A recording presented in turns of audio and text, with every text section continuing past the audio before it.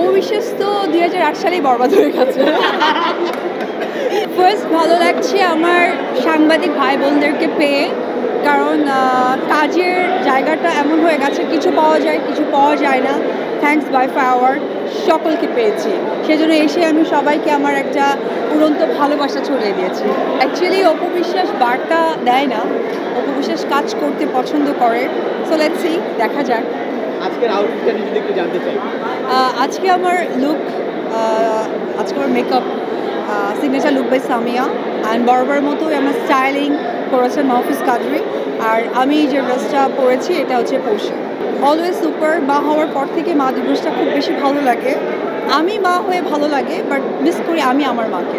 পাঠাও চলো দেশি ভাইবে, চলবে 14 থেকে 31 মে পর্যন্ত।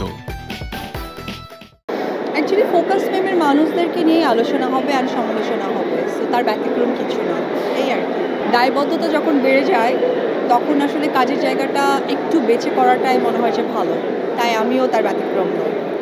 এবারে ঈদটা অ্যাকচুয়ালি আমার দেশের বাইরে কেটেছে, সো আমি একটা বার্তাও দিয়েছিলাম আমার ফেসবুকে আমার বাচ্চাকে নিয়ে।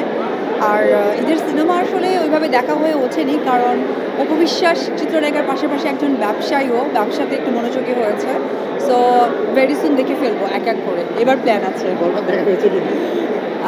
স্পেসিফিক না, যেহেতু চলচ্চিত্রের সব কিছু সিনেমাই আমার, ডেফিনেটলি বরবাদ হচ্ছে আমাদের ঘরের ছবি।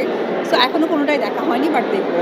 তাণ্ডব কেমন হবে বলে মনে করছেন? সব কিছু ভেঙে চুরে আমার মনে হয় আসলে ডে বাই ডে যা হচ্ছে, প্রিয়তমা দিয়ে ভালোবাসা শুরু করেছে, তুফান দিয়ে তুফানের মতো উড়িয়ে দিয়েছে, রাজকুমারদের সকলের মাঝে মন জয় করেছে। বরবাদ তো অলরেডি মেয়েরা বরবাদ হয়ে গেছে, আশা করি ছেলেরাও বরবাদ হয়ে গেছে। তাণ্ডব কিছু একটা হবে। অবিশ্বাস তো 2008 সালেই বরবাদ হয়ে গেছে।